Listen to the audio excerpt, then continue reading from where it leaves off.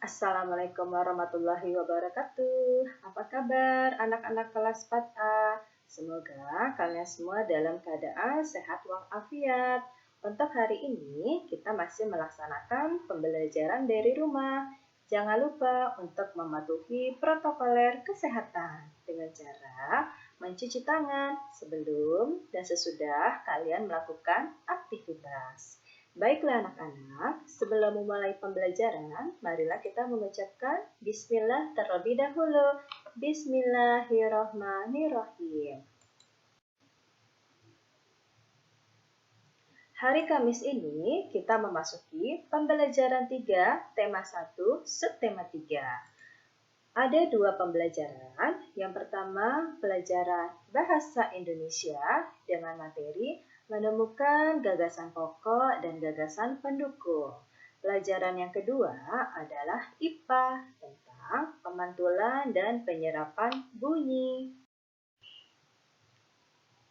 Pertama adalah bahasa Indonesia. Ibu guru akan membacakan sebuah cerita yang berjudul Fahombo Batu.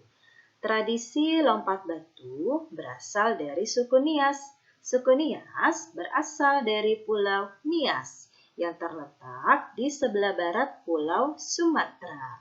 Lompat batu atau yang dikenal dengan nama Fahombo Batu merupakan ciri khas masyarakat Nias. Tradisi melompati batu hanya dilakukan oleh kaum laki-laki, khususnya pemuda. Mereka harus melompati susunan batu setinggi 2 meter dengan ketebalan 40 cm. Tradisi ini bertujuan untuk menunjukkan kekuatan dan ketangkasan para pemuda yang melakukannya. Seseorang yang berhasil melakukan tradisi ini dianggap hebat, baik bagi dirinya maupun keluarga dan masyarakat di desa itu. Selanjutnya adalah IPA. Sungguh kaya budaya Indonesia. Sebagai anak Indonesia, kita harus bersyukur dengan kekayaan ini. Kita dapat mencicipi makanan beragam, bermain permainan tradisional yang berbeda, dan tentunya mengenal kebiasaan-kebiasaan berbeda. Banyak hal yang kita bisa pelajari dari keanekaragaman itu. Beberapa permainan tradisional membutuhkan teriakan pemainnya. Semakin banyak yang berteriak, semakin banyak pula suara yang kita dengar. Pernahkah kamu mencoba berteriak di lapangan? Apa yang terjadi? Bandingkan juga ketika kamu berteriak di kamar mandi. Apa perbedaannya? Kita bisa menemui gendang di banyak wilayah di Indonesia. Pernahkah kamu memperhatikan bagaimana bunyi pada gendang? Gendang dapat berbunyi jika kulit gendang dipukul. Saat dipukul, kulit gendang bergetar. Getaran ini menghasilkan bunyi. Bunyi tersebut masuk ke sebuah rongga yang terdapat di bawah kulit. Bentuk rongga memengaruhi bunyi yang dihasilkan.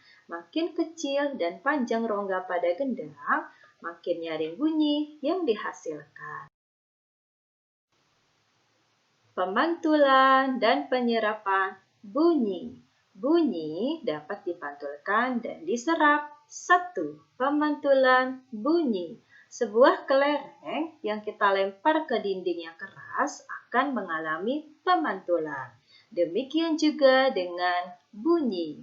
Bunyi juga dapat memantul jika dalam perambatannya dihalangi oleh benda yang permukaannya keras seperti kayu, kaca, dinding, atau besi.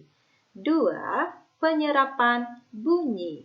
Bunyi juga dapat diserap. Benda-benda yang dapat menyerap bunyi adalah benda yang permukaannya lunak.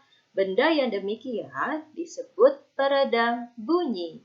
Misalnya karpet, goni, kertas, kain, busa, dan wol. Benda-benda tersebut dapat digunakan untuk mencegah terjadinya gaung atau kerdang.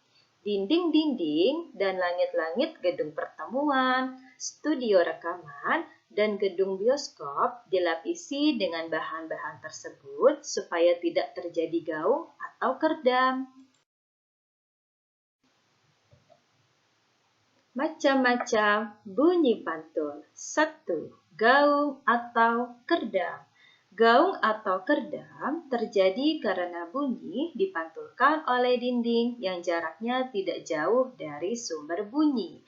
Hal itu menyebabkan datangnya bunyi pantul bersamaan dengan bunyi asli yang belum selesai terucapkan. Akibatnya, bunyi pantul mengganggu bunyi asli sehingga suara yang terdengar tidak jelas. Kedua, gema. Gema terjadi karena bunyi dipantulkan oleh dinding yang jaraknya jauh dari sumber bunyi. Hal itu menyebabkan datangnya bunyi pantul setelah bunyi asli selesai terucapkan. Jadi, bunyi pantul yang terdengar lengkap sesudah bunyi asli. Gema sering terjadi di gua-gua, lembah-lembah, dan bukit-bukit yang jaraknya jauh, serta permukaannya keras dan rapat. Selain itu, gema juga dapat dipergunakan untuk mengukur kedalaman jurang atau gua. Manfaat pemantulan bunyi yaitu 1. Mendeteksi keretakan pada logam. 2. Mengukur kedalaman laut. 3. Ultrasonografi atau USG. 4. Mengetahui kedudukan benda dalam laut, misalnya kapal selam. Baiklah anak-anak, selesai sudah untuk materi pembelajaran hari ini. Kita lanjutkan dengan tugas tema. Tugas tema yang pertama adalah bahasa Indonesia. Tulislah gagasan pokok dan gagasan pendukung pada teks Fahombo Batu. Kalian buat atau kalian tulis gagasan tersebut dalam bentuk tabel. Paragraf 1, paragraf 2, paragraf 3. Gagasan pokoknya tentukan dan gagasan pendukungnya kalian tentukan. Setelah itu kalian tulis dengan rapi. Tugas kedua, IPA. Jawablah soal berikut dengan tepat. 1. Tuliskan 3 benda yang dapat menyerap bunyi. 2. Tuliskan 3 benda yang dapat memantulkan bunyi. 3. Apa yang membedakan gaung dan gema?